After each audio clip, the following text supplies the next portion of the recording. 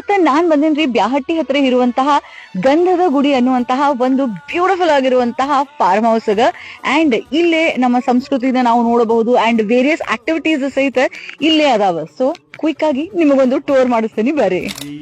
ಕನ್ನಡ ನುಡಿ ನಾವಿರುವ ತಾಣವೇ ಗಂಧದ ಗುಡಿ, ಅಂದದ ಗುಡಿ, ಗಂಧದ ಗುಡಿ. ನೀವು ಗರಡಿ ಮನಿ ನೋಡಿದಿಲ್ಲಪ್ಪ ಅಂತಂದ್ರ ತೋರಿಸ್ತೇವೆ ಬರ್ರಿ.